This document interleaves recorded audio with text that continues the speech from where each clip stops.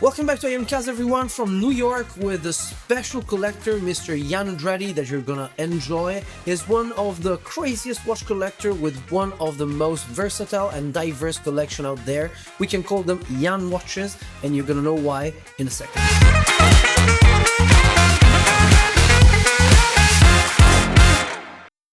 Thank you for having me, man. It's a pleasure. We've been wanting to do this for a long time. Really? It's almost like a dream having you in New York finally. I've been telling you for years, come to New York, and Here we're here. you're good? Yes, very excited. But before we start, Sure. a gift that I'm... No way. Oh, you wait now. Come on. You didn't even So see cool. this out of my bag. No, I didn't. Dude, thank you. Yeah. Open it up, see what that is. Yeah. Ah. What do you shoot? Something that I think is right up your alley. Okay. Something that Dude, with a full box. Wow. papers. Woof. No way. Did you really? Yeah. Thank I you. fucking knew you'd like it, yeah. I saw this watch like 2 years ago. This is so new, yeah. Yeah. 80s John Dev. Dude, Jean Great Ev. power. I really wanted to buy that. Sectora. That's very cool. I was actually like seeing one of these in Geneva with like the daughter of the guy who designed it. I don't remember who she is. Anyhow, ciao if you're looking. But wow, man. But I should wear it. Thank you so much, yeah. dude. I'll have it engraved for sure. Apparently, like it's really nice trip this time. So before everything else, thank you. You're very welcome. Great to have Enjoy. you. We're in good health. Love it so much. I'll think about it. I always start with the same question, actually. Who are you, for those of you who don't know you? My name is Jan. In the watch community, I go by Yandretti.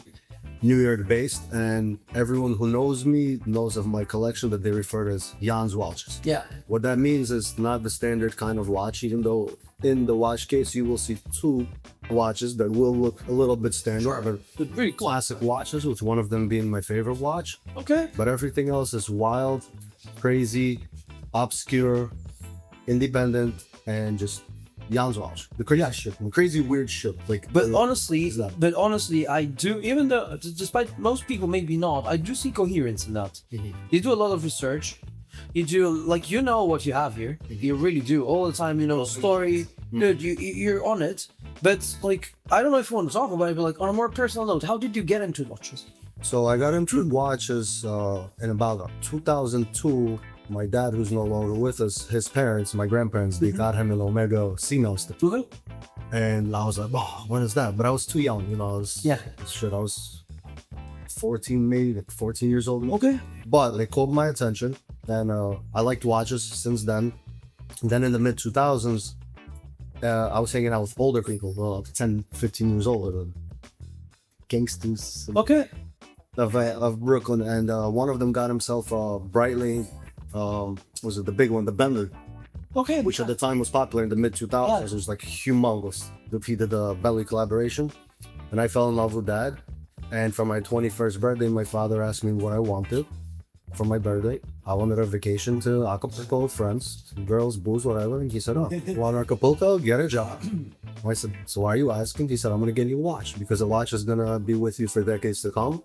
And it's something you'll always have. I mean, a vacation will be gone in a week.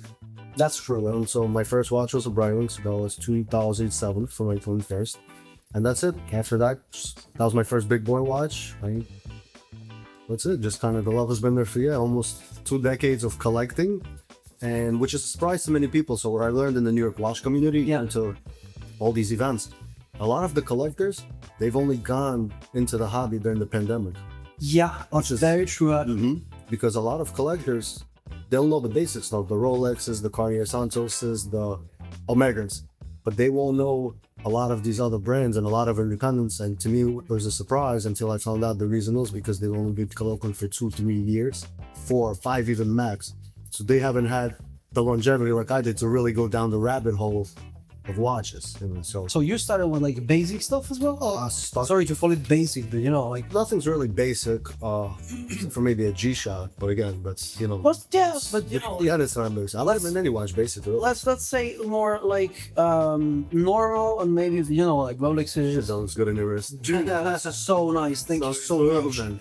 Dude, I love it. You need Yeah, that's nice. You That's to one. get it serviced. And it works. Like, it's working and everything. Dude, they're not easy to find. Thank you. Where did you find them? So originally I saw our friend Marco, Swiss Watch Guy. Yeah. He had it, and I was like, fuck, I really like that. That's very me. Then I found it, I think, through either Kodo or eBay a while. Okay. Because these aren't that easy to find. No, they're not. They're not. Actually, they're not. You know, a lot of people also aren't looking for them, so that's a good thing. Yeah, but now they will. Now they will. Like with me and you, they actually will. And that's very surprising as well, because we were talking about this at the Ori's night a couple of days ago. I feel really like, I mean, that's not why we're doing the interview. We're doing the interview because we wanted to do it. I really like you. I really like how you collect and what like the passion you put into watches. You're really obsessed with watches, maybe more than I am. No? But apart from this, you deserve more recognition. Everyone in New York knows you. Everyone knows, oh, that's Jan. I post like a watch with a nice strap, and that's Jan. So Jan straps. Yeah, Jan straps. That's it. So that's very, very kind that you pull this off, and it's. Dude, you would love it, and it looks fucking great. It's what I thought it would look like on you, and I'm glad. Am I paisano enough? You're very paisano.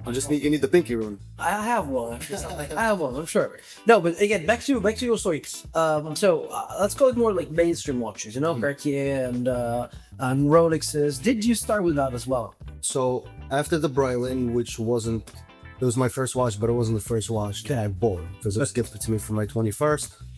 I was with a friend at a movie theater. His father, by coincidence, was in the area, and he was like, "Hey, I'll pick you guys up, so you don't have to, take the bus or train home." There, picks us up, and I see he has an interesting watch on his wrist, which kind of looked to me like the AP Royal on her strap, but it wasn't. It was a Baumann Mercier Reville No way. chronograph. Okay. Yeah, and it got discontinued, and I was like, shit, that's really cool.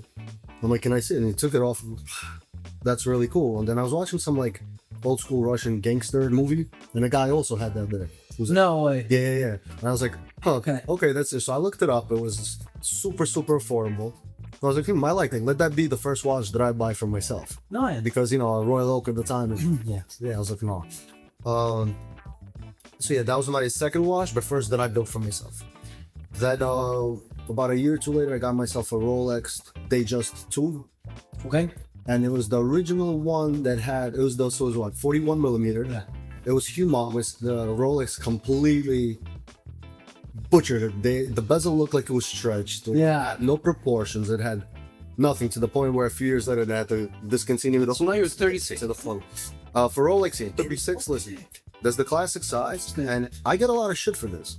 Because a lot of people, 36, that's too small. And my response is, go tell that to Tony Soprano. Tony Soprano wore 36. All the presidents from Lyndon Johnson, everything wore 36. That is the classic. You could see the watch, the bezel, and the bracelet on your wrist. Whereas the bigger sizes, you just see the giant bezel. You can't even see the bracelet. And to me, the Day-Day, the presidential, has one of the best bracelets. To me, that and the Jubilee are honestly a legend. Sure, I get that. But the Day-Day bracelet only comes on the Day-Day. Whereas Jubilee, you can get on all the models pretty much. So. Yeah, but the interesting thing is, like, I do feel like you also wear big watches. You can pull them off. Okay, so, I could never. But it's interesting to see that you wear like this. We'll see smaller things. Like, there's a lot going on. So it started off, again, when I started off collecting, this was in the mid to late 2000s, right? And then into the 2010s, and the trends, they weren't producing small watches. Yeah. At all. Until the pinnacle of the yeah. But if you actually, I'm a huge film buff as well. So if you go back and you watch movies like, let's bring a time, say the 90s. I always bring up Casino. So Casino came out in 95. What was Robert De Niro? Dude. Wow. Casino, Goodfellas, they were all wearing tiny watches. And Robert De Niro, Casino, he was wearing mostly Piaget polos, the square ones and like white gold with the blue lapis d'Alger. So big watches weren't a trend until iPod. Well, let's dive into the watches. Boom. Start with Before iPods, what did you bring this? What can we expect? Man, honestly, you could expect two watches that are common. Mm-hmm. A Rolex Day-Day, but also in classic proportion, but also with the classic green on yellow gold. And also Cartier, but what makes this Cartier special is the vintage Santos or Massif, which stands for massive gold. And it was the carré version, which they only made from, I think, 78 till 87. So pretty much a decade they made it. And then they switched over to the Galbe, which was more rounded instead of more square. And what we have here is a watch. I think I can confirm this because, again, there's a less than a decade period, but this might be my birth year watch. So I was born in 86. No way. Okay. This appears on Michael Douglas's wrist in the famous movie Wall Street. Yep. He wore this, and the movie came out in 87. So makes sense. Exactly. So this very much could be my birthday watch, and it happens to be my favorite watch as well. Let's open us. I already saw them, but amazing selection, dude. Like, very diverse. A lot of everything looks completely different from each other here in this in what I've brought to you here. So let's start off, I guess. What do you want? I think we should start off with the iPod. Yeah, I agree. But the fun fact is, it's my first time in the States, my first time in New York. The watch community here is amazing. You guys are really into independence. Like, it's not just you, but there's a huge independent culture. But apart from that, you're the most, like, Italian collector I can see, because you can pull these off and like this, and you can pull these off. This means you really have, like, an open mind towards watches. I love them all. Especially the bold ones, but the weirder the better. But yeah. So let's start with iPod. So a lot of people don't know what iPod is. I like this. So there's been 3 generations of iPod. Okay. CL Christian Lewis, he bought out the company after the 2nd generation went out of business, and he made it his own now in the last 7 years about. But what we have here is generation 1. Then yells. So this is the iPod Hemipod.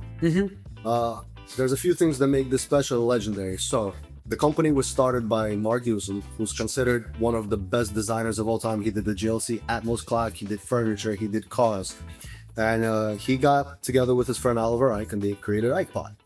So the goal at the time was to create something different. So you could say before companies like MB&F and Your Work, there was iPod, because this was in the 90s. It's really different. I believe this model, from what I was told, goes back to 1996. Okay.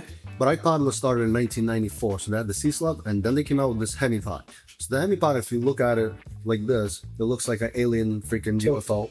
So what made this special and unique at the time, again, the case design.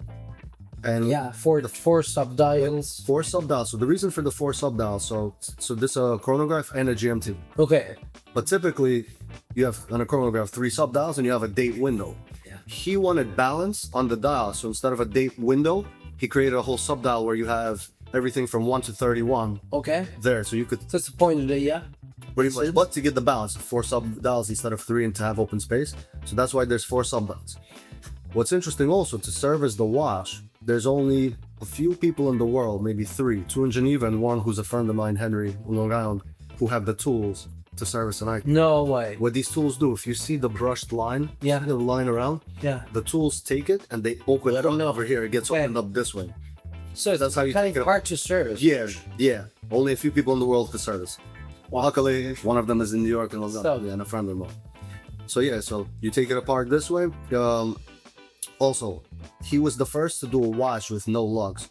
So while the watch is 44, it almost wears like a 41, 42 because there is no lugs. Okay. So after the design was done, they figured out, how do we put this strap?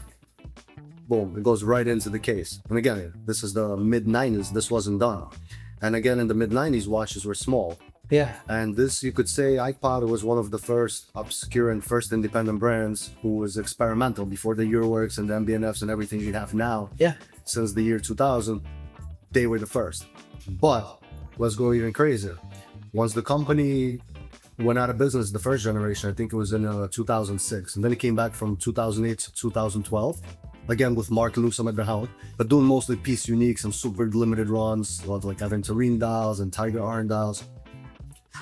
Once iPod again, for a second time, went out of business, he had a friend, John Yav, who worked at Apple.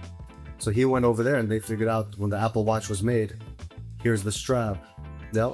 So that's totally an Apple. This was the inspiration for the Apple Watch strap, thanks to him. Yep. The tuck it in, boom, yep. Amazing piece. So Kanye, a little heavy. So Kanye West, you could Google this. Yeah. In 2020, if you Google Kanye West iPod, yeah, he was on the cover of GQ magazine with this watch. And in the interview, he said of all the watches he has, which Richard Mille's, APs, Rolexes, this is his favorite watch. And it's understandable why. From someone who's a creative genius, for creativity, to another creative genius who made this watch, I understand why. There's not many things like it. Do you know actually like Kanye West's watch collection was the first content I created with my own account. Oh wow. So we're starting with literally what I started with. Wow, okay. It's fun. Let's do it. Circle back around. Yeah. Wow. They don't touch, look at this though. Dude. It wears nice. It does. It's heavy because of the case. It's fully yellow gold. But again, there's no lugs. It's a rubber strap. It looks, man, again, in 2025, it doesn't look futuristic, but in 1990s, No, it still does. I feel like it still does. Like, look at the shape. It's a UFO, literally. yeah. It's a pile. Yeah, totally. A friend of mine, he has two of them in stainless steel, so he has like the Panda and the reverse Panda. Okay. Like, when are you gonna? And I'm the one who told him about it. And he fell down the rabbit hole, fell over like bought those two hemipalm. I said, when are you gonna join the club? I said, not until I find one in yellow gold. Then I was looking for one for 10 years. Then when I saw Kanye in the cover, I'm like, he got one? I'm like, okay, of course he does. Then finally I found this. After 10 years, I found someone who was selling it because In these states. in Canada. Okay. Yeah. Okay. Okay. Well, you influence a lot of people with that, huh? Yeah. I mean, we do what we should. You said I deserve more credit. Yeah, you do my own one too. You do. You do. No, you're very passionate into it. Where do you get like your knowledge? Just decades. Okay, be like Decades of culture. reading, talking, like what's your I was a friend, so growing up, even before I got my first watch, which was like Okay. in 27, a neighbor of my parents, they had new neighbors in the block moving. Mhm. They had a son, he was a few years older at the time. He was heavy. He used to work for Raymond Wheel, but he was also a huge passionate enthusiast. And he would tell me stories about Gerald Genta. And I had no idea who the hell that was. But the name sounded cool because when we have two letters, Yeah. GG, Gerald Genta, it sounds cool. Bumblebee, Blue Book, two letters, it just has a ring. And I'm like, oh, Gerald Genta, it's a cool name. Only when I got older, I realized who he was and the significance and the legacy that he left behind. Where do you want to venture to now? Well, we talked about it, so Okay. I would say this is. Are you wearing this a lot? No, I almost never wear it. Why? It's dangerous in New York. Is it? Yeah. I feel like it's safer than in Milan, though. Maybe I need a gun permit first. You know, a few tasers. I don't know if I can help you with that. I think I could. Wow. Dudes, this fits you though. Huh? It does. So the story behind this, one of my first grill was a day date. And by coincidence, my first day date I got in 2016. But there's a story behind it. I was turning 30 day, Okay. and Rolex that year was coming out. The 60th anniversary, right? You're gonna be all golden out today. Green, what? Yeah. So in 2016, by pure coincidence, I'm turning 30. Okay, the Rolex for the 60th anniversary of the day date came out with the day date 40 olive green dial Yeah. with the deconstructed Roman numerals. When I saw that, I was like, fuck. To me, it just Grail, turning 30. So like ESPN, I needed 30 for 30. Right. At Yeah. the time, Yeah. what's crazy, at the time you could get, so I ended up pulling the trigger and getting it for my 30. It was a Yeah. big year, you know? And the thing was also at the time you could get Rolex for 25% off of MSRP. Yeah, 25 off of MSRP, yep. In those, 10 years ago. Wow. So I ended up getting a good steal, 25% off MSRP. And that was when I got my first grill. But problems came with that grill.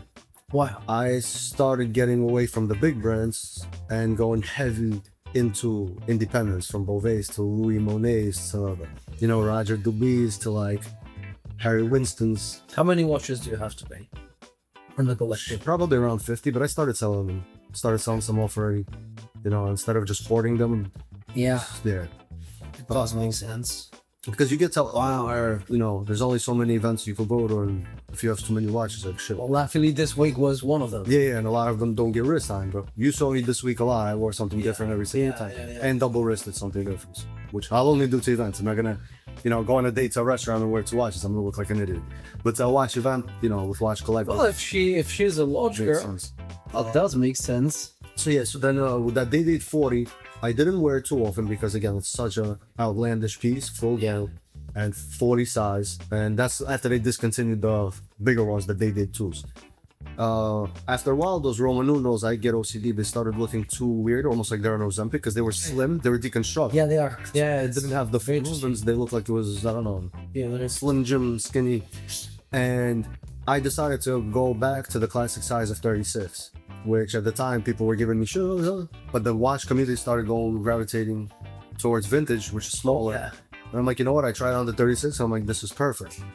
And I'm a big fan of vintage as well, but people ask me, why don't you get a vintage day date instead? And yeah, those are amazing. I have one problem. So I may get the date wrong. I think it was 2000, either 16 or 18.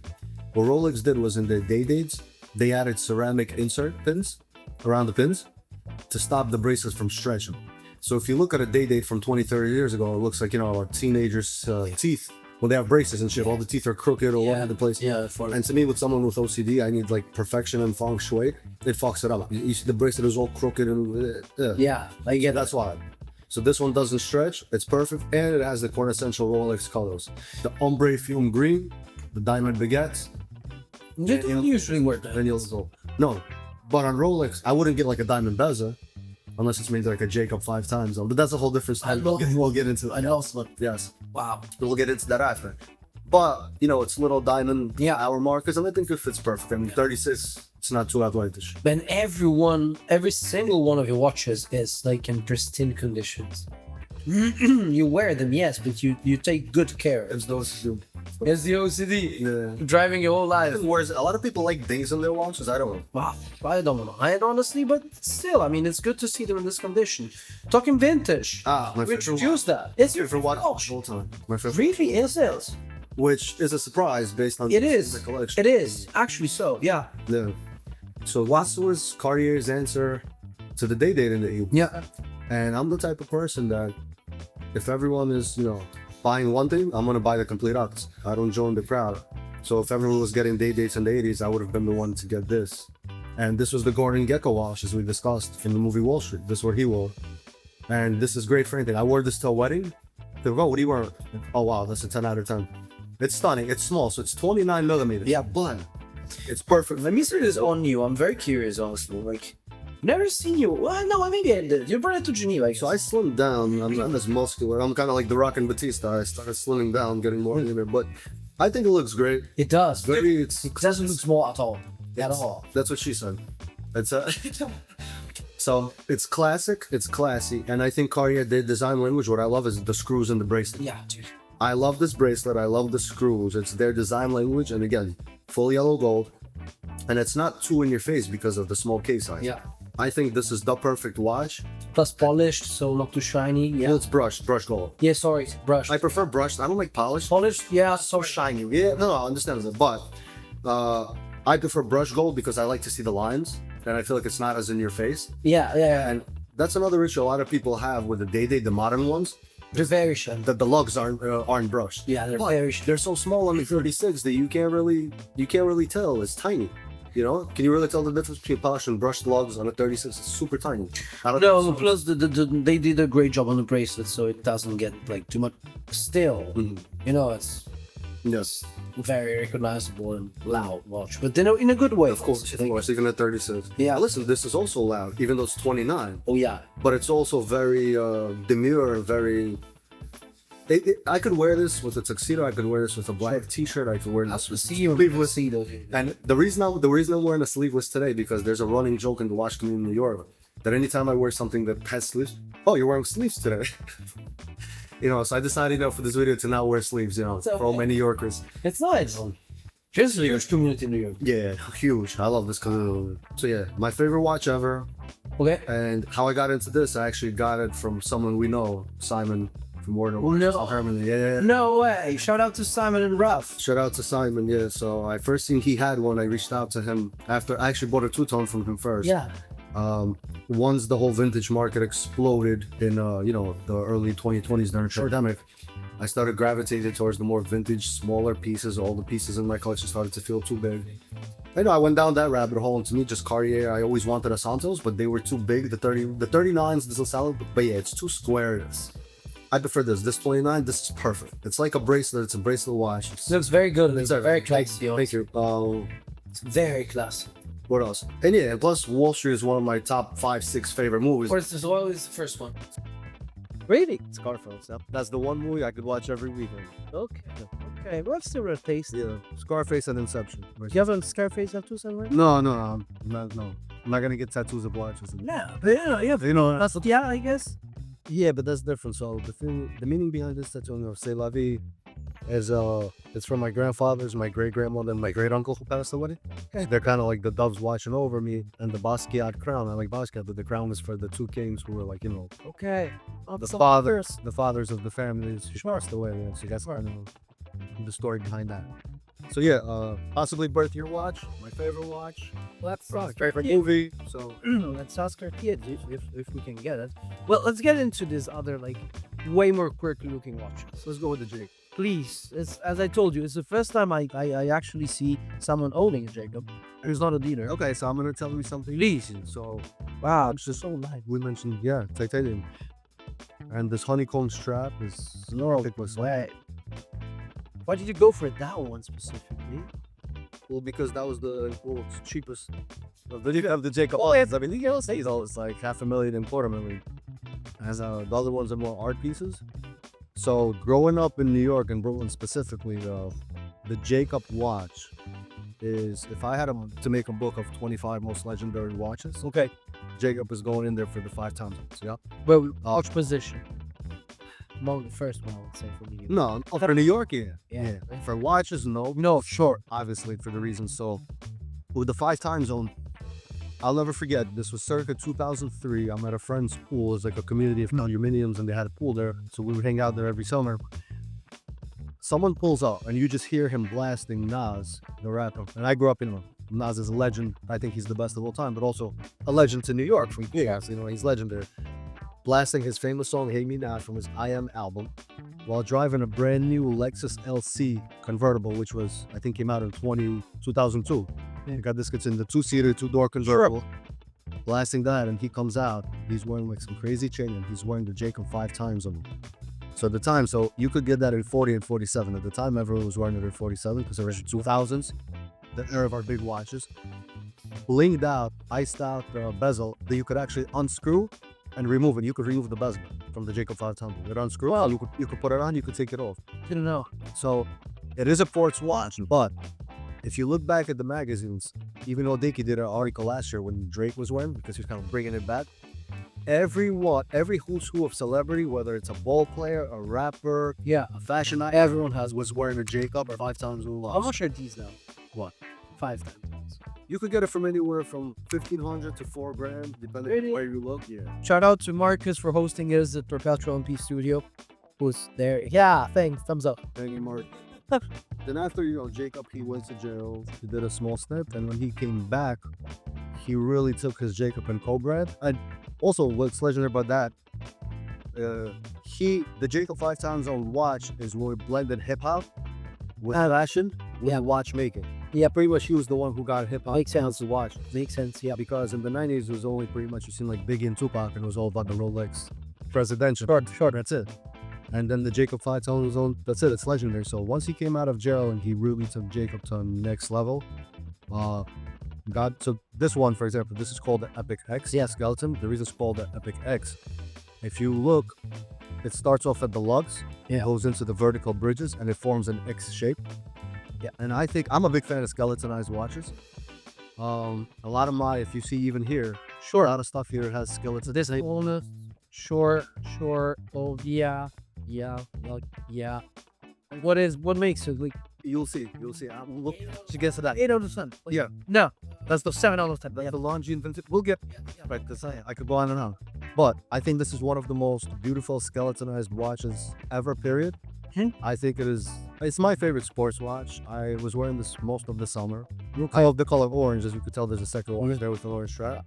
A lot of people I know, they're into the blues, green, and purples, the yellows. Yeah, I'm the guy I'm flaming orange, yeah. Okay. Beautiful watch, super light as titanium. The movement is made by Concepto. Yep. And it's stunning. And a lot of people who will hate on Jacob because they think, oh, he's not a watchmaker. Yeah, he's a designer. But there was an event in April. There was like a watch week here in April, and I made a lot of my friends who do content and even just big collectors. Come over, I want to show you some Jacob. No, I don't want to see that. I'm like, come over now. They came over, they tried on this, and they tried on the famous Astronomia watch. They were sound. They put the Astronomia on their wrist, actually.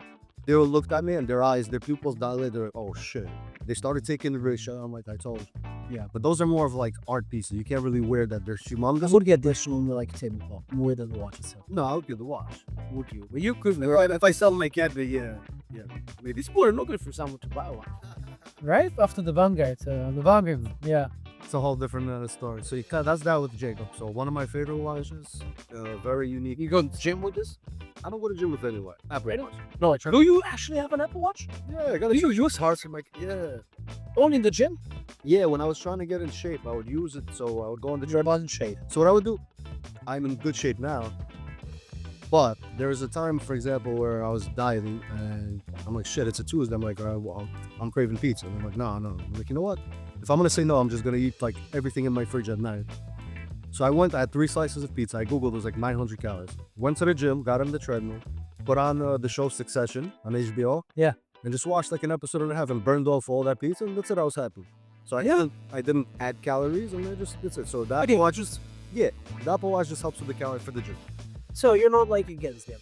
No, it's honestly one of the most advanced watches period. People can hate all they want. Is there any like watch brand or watch you're against? You can say, but we can beep it. Worst case scenario. Against? Like that you wish it was never like created.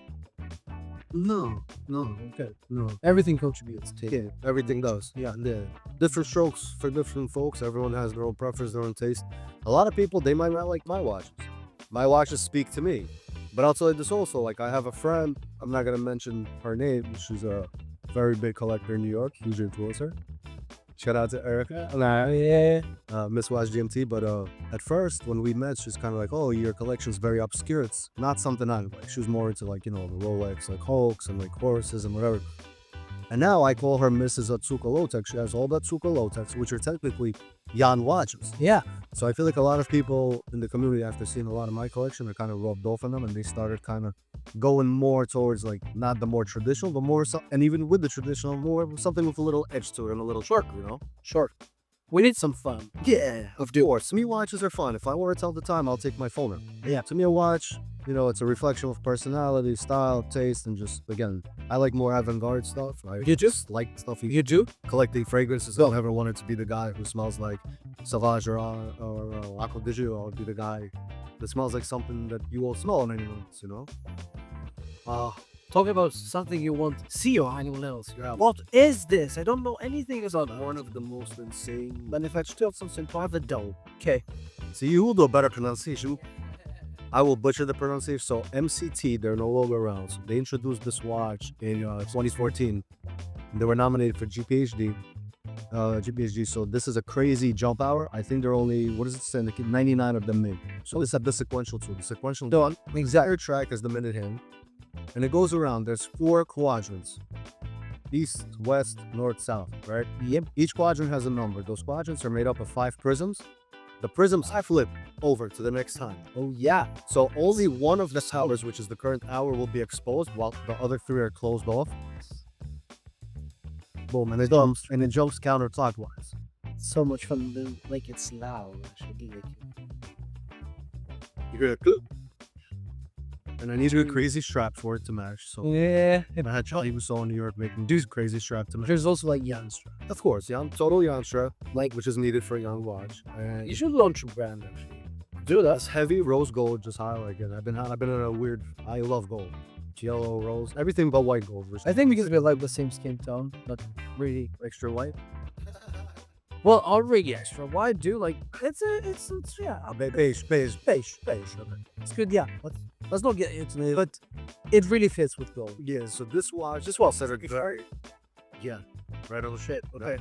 But you know what? That actually looks good on you too. Lugs apart, yeah, it does. The lugs are out. It does. But that's so cool. I could actually wear it. Wow, look at it. There's nothing like people see it. The dial is just so 3-dimensional and it's just insane. And if you see, you're gonna have to put it on video close up. Yep. The prisms turn on each side, and when they flip over like blinds. Yeah, blinds. If you have like a window blind onto the time. But with all honesty, like the clasp is remarkable. Yeah. So they made the clasp titanium. Yeah. To withstand any kind of, because gold will wear down over time. So this is the sequential 2. The sequential 1 was more of a cushion shape, Okay. and this is their round shape with a different caliber. Who made the movement? Oh shit. They did it in-house. They did it in-house. Did it in-house. Hey, wow. Wow. Where did you find it? So I live at the company, and I have a good friend of mine in Florida, Jason. He's a crazy collector. He has Jan watches to the next level. You know, like really next level. Like I've been asking him to sell me his Nord Zeitmachine fuse now, which he refuses. That's another like insane piece. For those who know, they know. And he just has crazy stuff like AP mini repeater, Wow. a Genesis watch. Yeah, that's a cool watch. That's a really good watch. So after half a year, I was begging for him to sell me this one because I really wanted it. He finally did. He caved because he just bought like 2 crazy Cartier flying tourbillons and yeah. And Ruda's the Silva double tourbillon watch. And I guess he was like, you know what? I told him, stop hoarding, sell me some shit. Where do you want to go next? Well, Carlo Ferrara, Yes. Okay. sure, dude. Like, so that's what you picked me up with. So you told me Yeah. to bring 10 watches, which I understand why for time for shape purpose. Jesus. And I didn't know which 10 to bring. I kept Shit. I'm like, which one? Yeah, the safe. No, take this. But there's actually the safe. So I decided, you know, you're from Italy. Let me bring Italy to you. And plus, most people, I will say probably 99 out of 100 collectors, have never heard of it. They never seen one. They don't know what it is. Sure. I get that. It's incredible. So cool. So the history, so Carlo Ferrara, Italian designer, he took his manufacturing to Switzerland to make these watches. So this one is the Regulatore. This specific one in rose gold, only 99 of them were made. So while it had a standard at a movement, what he did was he patented a module lever system. Yep. To basically rework the whole movement. So it's pretty much dancing hands. And what's more interesting, the second hand is right in the middle, where the second hand of the 2 modules. And he also, if you notice, did this right to left. So the hours are on the right side, the minutes are on the left side. But going back to your history in Italy, that is made after the Circus Maximus. That's how the tracks were.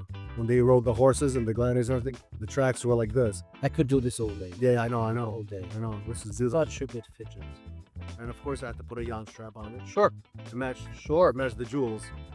Okay, that's how you. Well, I never seen anyone with this color strap before. You know, how you find a leather? Like General Store does a great job for you. Huh? They do a great job. Yeah, but I obviously pick out the stitching. I tell them I have to pick out the materials. The crazier the better. You know? Well, they do have a nice selection of Yeah. apparently. And that's a very OCD friendly watch. Yeah, stress relief. You just fidget it around, and it's also very famous. Carlo passed away, unfortunately, in 2012 at the age of 69. And once he passed away, the brand died with him. So this is really a collector's piece. Yeah. That's amazing news. And of course in gold, how I like it, makes it even more special. But you can find a few that are not in gold, and he had different designed ones. I need one. But they're all super beautiful. Very touching. Junior to buy one, yeah. Yeah, that's a very like collector piece. I hope to see a Milan with this one. You have to come. Watch me is different than even that from. Well, I mean, we still have like 4 pieces to go. But yeah, I mean, Special. What else for that? Where do you want to go with this? well, it's the Barons, why not? Because I'm a big fan of Barons, you know. I know, because you have the Orion one. I hope you still have it. I do. Still, but I don't wear it as much because the strap is too long. Yeah, the shoulder strap. I have to, yeah. But it's taking some time. But yeah, apart from that, I love the watch totally. But this is cool. So I am a huge, you already know this, I'm a humongous fan of Barons. I actually wore this yesterday. Gloves. Yeah, when I was there. I was wearing this yesterday on the last day of wind up. Yep. And people were asking, oh, you decided not to wear a watch then? Because I was wearing a thin sweater and you couldn't see anything there because it's so thin. It's almost like a piece of paper. So then I would pull up the sleeve and like, oh, and what you did. it's like, oh shit, what is, oh man, you're wearing another crazy watch. So I love everything that Barons is doing. So Barons, you know, they're based out of Hong Kong and in China. But they are bringing Chinese watchmaking to the forefront. And I say in a few years, they're bridging that gap between Chinese, German, and Swiss. Everything manual in his house you live, man. This is called a 20-gram, 20G lightweight. It weighs 20 grams. Sometimes you forget it's on your wrist. It's like a piece of paper. It weighs nothing. 20 grams, it's nothing. It's a feather. And they put the whole movement on the base plate and curved the movement and the whole case to curve towards your wrist. And it's skeletonized manual line in-house movement. and you just see the whole watch on your wrist. I call this the baby MBNF, and the group chat we're in, Max Booster happens to be a part of that chat. He actually, when I mentioned that, he said he has one as well in his own personal collection. You know, so to me, this is like a baby Richard Mille, baby MBNF, at an insane price point, because if this was any of the big brand names and they had their name stamped on it, this would be like 10x and plus. And they're also, you know, it's super legible with reading. So look, it has retro cameras on the left, retro minutes on the right. Yeah. But again, do we, in a digital day and age, do we really need legibility, or we do need something cool? I prefer the soul over legibility. Yeah. Makes sense. I'm just saying that. I think this is their super flagship model, and you know they just did the collab with Yarny Holter, Constantine. That's way more stealth. Yeah. Like that's why, like today, it would not even be seen. Yeah. On you. That's very interesting. Honestly. No, that's a super cool watch. Super thin, super light. I wish I had one. With all honesty, maybe it's like the most. Yeah. The watch. Which one do you think is the watch we like could share? All of them. That hers? From Barris or from here? No, from here. From here? Yeah. This. Okay. What's this is like? Okay, so the story behind this, and this is an incredible watch.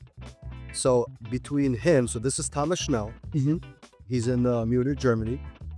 So the story behind this watch, and I ended up hanging out with Thomas in Geneva in April, drinking and just having him around for all the stuff. Just I closed his books. I'm not gonna toot my horn, but through me and my collections, him and the other watch above, which we'll get into after, their books, because they're independent, they work by themselves, like a one-shot show, and their books are pretty much closed for about 2 years. Well, him and Fernando Ronzon, which is the watch above, which we'll get into after. And a lot of people will mess with, oh, will you sell your watch? And I say, why don't you just contact Thomas? I did. He told me he can't make anything for like 2 years. Can I buy those? I'm like, no, I'm never selling this. So I needed a dress watch. I always like Cartier tanks, which are classics. JLCs, personally, I understand them, but I was never a big fan of the reversal. And it's not me. Cartier tanks, yes. But the problem with the tank is it never sits good on the meat. It sits too kind of flat, and I like when something is more flush. Yeah. And they're too small. So I never liked how they fit on me. So I needed something in a similar vein. And one day I found Thomas. And what he does is he takes vintage Longines. Yep. He says Longines. Yeah. 1940s and 50s. Reworks them. Yeah. He created his own design language with sandblasted. Look at the stepped case. It's amazing. It's amazing. And the stepped case, I love the attention to detail on the design. Look at the pin buckle. No way. Okay, I haven't seen it. Okay. Pin buckle matches. Yes. Yeah, it does. So he put this is on a salmon strap. And this is pretty fresh. It's pretty much open work for me since I work stuff. It pretty much got the whole movement there. Yeah. And he made it salmon for me. But look at the case back. Do you see anything special on the case back? For Jan. For Jan. And another side has my number 323. Jordan's number. But it's not. So yeah, it is Jordan's own, but it's not because I'm a big fan of Jordan, which I am. I grew up in the 90s watching Jordan, and then Kobe Bryant is still my favorite out. So Kobe and Jordan.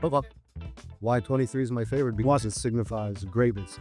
It signifies that being number one, achieving greatness and doing something that lives on forever, and just achieving something great. Okay. That's the number because of what Jordan did. So it's not more for Jordan, but it's more of the number behind what he achieved. Wow, thank you. Yeah. Didn't know.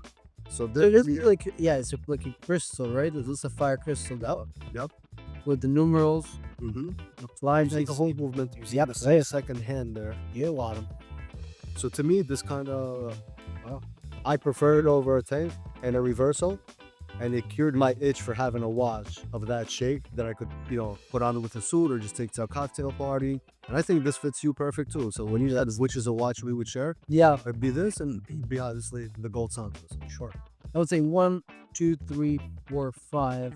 What would you say? Well, honestly, so. Well, before closing up with the last one, this is like a fantastic. Yeah, before closing up, this is gonna be the last one. That's that watch I had for dinner a couple days ago. Okay. What about the Glashutte? So the Glashutte, a friend of mine has it. Okay. Are you a fan of Yes. So German watchmaking? This is German. I have a 4 German as well. So yes. So I have 4 German watches. Okay. including the two that are here. Okay. The third one is also an unknown, relative unknown yet. Sarlo Lash, she's the one who has the skeletonized with the treated. He uses salts and acids. If you've seen her on my Instagram, Yeah. you'll see a different color palette. By the way, here's and everything. Yandretti on Instagram. Of course, we're gonna thank you, but still, with 3 9. Already 2 T's and a knife. Yeah. The where. So people ask me, why Yandretti? How did that come about? Yeah. I love cars. I love to drive. Driving Why is a Yandretti? stressor. Mario Andretti. And Jan kind of when it had the ring, Yandretti. And then just it's almost like yo, Yep, exactly. you know, like there was the car notes. Exactly. Cool. I would get anytime I would be stressed out in the evening, I would go for car rides. Okay. Windows down, music loud. Music loud, very loud. So the see a vlog here trying to. Oof. I love fun. So yeah, but you know that's weird as well because for me it's Yandretti. Yandretti. Of course, man. Yandretti. Yes, yes. So when you said Yandretti, I was like, is the guy? And it was you saying this. Yeah. Still, so big fan of Germany. Yes. Okay. So, with Glashutte? The fourth one is Lange? No. No, I don't have a long. So to me, Would you like a Lange? no, I prefer a Moritz Grossman back page. That speaks to me, sure. Yeah. Okay. So Lange to me, and no offense to all my Lange people, got one sitting to my left over there. That to me screams more of like I'm 60 years old, retired professor. Hey. Yeah. You know, Okay, I and feel I that. have a friend Paul in the community along the journey. He has like every Lange. Dude. And he's an older gentleman. I appreciate his collection, but Lange doesn't You fit. has a neon watches. Yeah, yes. Then yes. Shout out to Paul. Yep. Friend of mine. Yeah, that's good. But Glashutte, I feel like is in the shadow of Lange and doesn't get the credit they should get. Sure. And this Pano Inverse XL came out in 2008, I believe, at Basel. And at the time, in the mid to late 2000s, people still weren't putting balance wheels on dials. No. So they pretty much put the back and the front. And that's what we have here, the quarter plate. And we have a Plus, you're crazy, dude. The fully engraved bridge. NATO on a watch. This is the original Glashutte strap. Yeah. This look at it. It says They made it? They made these fabric straps. I have it. But for this watch? Oh, yes. Look. There's the Dude. logo. Yeah, it's a Glashutte strap. Were you like the creative director back at Glashutte? I should be. Yeah. Give them ideas. Yeah. Yeah. But yeah, so I have it in this color. I have a gray color that matches the dial, and I also have it in navy blue. Nice. I'd love to find one in a green. But I like orange. I think this meshes well, and I prefer this. So it came on a leather, and it came on this. I prefer it on this. I didn't like it on a regular leather. It was boring to me. I feel like this mesh strap, kind of NATO style, goes better. It's very nice. It's very clean actually. Yes. It's not my favorite watch. Why? Tell us why. It's cold. Okay. It doesn't have a lot of playfulness apart from the What if it's roll? yeah. Well, I want to retrieve this photo. Of course, you should. Honestly, you should. But you know, comparing it to like the rest of the watches, this feels like a lot more. Sorry, guys, but a lot more German. You know, like more. German watchmaking is incredible. And It is. One of It is. Totally. You asked what else when we mentioned Lange. You've probably seen in Geneva when we hung out. Like Kudakis. Yeah? Yep. So Sure. I'm a big fan of German watch. Love the watch. Plus, I think that's one of the coolest thing they do is like double swap. Yes. This is really cool to see. And it's fully engraved. Yeah, it is. It is. It's a very nice addition to the watch, and honestly, yeah, it's really cool. But again, But they also did this at a time when no one was doing something like this. Put in the back on the front. It's 2008, sure. would you say you collect because of like the story, the reason of it more than the look? No. I Okay. prefer aesthetic. So again, I'm not a movement guy, and I get it. Some brands have like histories or like centuries, and that's cool and all. But I'm at a point. I want to see aesthetic. I want to see design, uniqueness. Like, big fan of like the Toledano and Sharon B1 watch, Which is inspired by New York, right? Yeah, Like a building. which is just in the window of the building, which is humongous in person, right? But the watch is not smaller. But no, still. But yeah, big fan of that as well. What's your favorite watch at the moment? Van Gogh? At the moment, from my collection or in general? Both.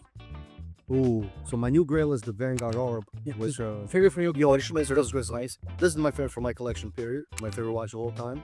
Second favorite is the iPod. Really? Oh yeah. Wow. Oh yeah.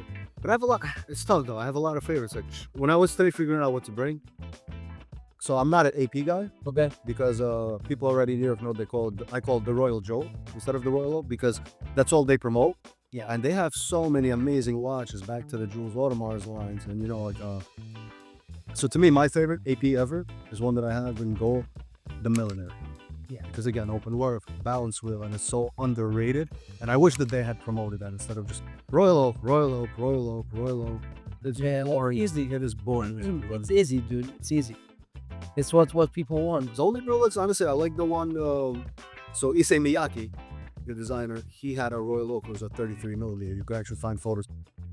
More demure, more relaxed, more calm. All the Royal Oaks nowadays, they're too big, and even at 39, they're too big. But also, that's all AP is known for. Like Schreiber.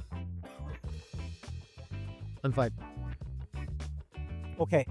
And so the favorite in general, But back to the Royal Oak. Yeah. So when I wore my Millinery once, people were like, what is that? I said, oh, it's an AP. I didn't know AP makes that. Which is, again, case in point to what I'm saying. sure. That's very important because you create. I think you create a lot of culture, a lot of like engagement, community, and Especially here in New York. Yeah, especially here in New York, Joe. But let's close out the show. Oh, yeah, one of the best for last. And probably what I would say could be the most unique watch here. Yeah, because almost 100 out of 100 people have never seen this watch. So pretty much everybody. I'm lucky I have because you have another one, right? Okay, so the story behind that, you first seen this watch, you ate it, you spit it out and chewed it up, you digested it, you took a shit of a balance wheel in the morning. And that's the result. The IamCasa did it. Yeah, so this watch is F. Ranzan, it's Fernando Ranzan. He's become now a buddy of mine. Where is he based? It's Mexico City. Mexico City.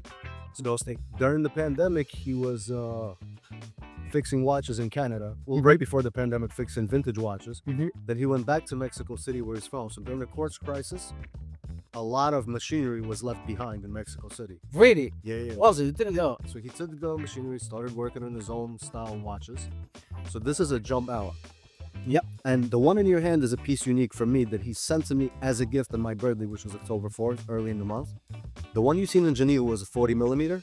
The two difference besides the case size is the new bubble crystal, as well as the hand hammer case. Look at the sides. Yeah. The case is hand hammered, which With the same technique that he used for the oscillating glass, right? Yep. So you read the time. It's a jump hour module. Hours on the left, minutes on the right, date on the bottom, with probably the craziest strap I have in my collection. Yeah. Which is a galaxy strap made of carp fish. That's really. Yeah. So I seen this watch first. Aldous Hodge, the actor, who's a big carological fan, had this watch. I needed to know what it was. I did reverse engineering. I found out what it was. Bought the first model, which was the 40 millimeter. Became friends with Fernando. Promoted him. So it's collector conversation. His books are close to. You can't get his watch for 2 years now. He sent this to me as a gift in 42. No way. Amazing. Shout out to the guy. Plus, Fair. you should really do a club of your own. I should. We're first people that watches that you should have found out. If this dress is nuts, the watch is nuts. Yeah. There's nothing like it, really. No. You would say that about. Yeah, but that's Jan watchmaker. Really? Yeah. Okay. And you should make a sweater with Jan watch. I feel like you keep reading my mind. You keep telling all these Right? things that I'm working on. Okay. Telepathy. Stay tuned. And you didn't tell me that, so I really came out. Under with the straps. You know why? Because I'm wearing your watch. That's why we're telling. Oh, Yes, yeah, very much so. Dude, that's amazing. That's really cool. Is it like, what's this? Is that is enamel? Yeah. Everything is hand done there by your Yep. Wow. The level of finishing as well is very nice. This was my favorite watch of your collection. It's rude, but I like it. It's very steampunkish and very raw. And that's what I like about this design. I think it's a very unique design. It is. It is indeed. What do you like people to know about you? If you had to tell them one thing about you and your watchmaking journey, what would you like them to? I feel like this conversation speaks for itself. The collection speaks for itself. I don't need to say anything. It does. So they should just follow you. Don't just say, see a wise man once said nothing at all. Okay. No way. I didn't know. Okay. I didn't know that joke. Well, I like to give back to the community by promoting these independent watchmakers who would otherwise not have any other way to be promoted. And helping me a lot. And then I'm happy also that, I could help close out Fernando's books. I could help close out Thomas's books. They make incredible stuff. And the world just needs to know about people like them. Yeah, so that's that pretty much. And thank you for that. Thank you for helping me organizing that first line already. Casa dinner in New York. Yeah, we've been talking about this for years. Amazing. Yes, it all feels like a dream. As it is the college as the first one. Yeah. Well, First New York dinner. Next, you know what's crazy? We closed out that dinner without any promotion. That's any promotion. amazing. No social media. No. Next time we're gonna be humble. Oh yeah. You're gonna make Bigger revenue. I do. And the refrigerator. That looks amazing. Thank you so much, Julian. Well, I think this is it. We went around your collection. There would be plenty more to tell about. There would be plenty more to see. What's your next? What are you up to next? Like, what do you want to buy next? I would want that Vanguard. Shit. I'm gonna wait till the company goes in. You got a business to buy for pennies on the dollar. It's an expensive watch. It's a Okay. watch. Otherwise, I want that Nord Zeit with the Zeit machine freestyle. Okay, yeah, that's an amazing piece, and I need that in my collection. That's such a Jan watch. That might be the most Janist watch once it's in my collection. Yeah, so that's that. yeah, thank you so much for being with us. Yes, man. Thank you. It's a pleasure, my man. Likewise, thank you for the gift. That will be sort of us, and word. Thank you guys for watching. Please follow Yandretti on Instagram, I would say. And Yandretti, Y-A-N. Yes. We'll put this on screen. Let us know which one of these watches were your favorites. Great. Thank you so much again. Thanks to Marcus for hosting us. Thank you, Marcus. We'll see you in a new video.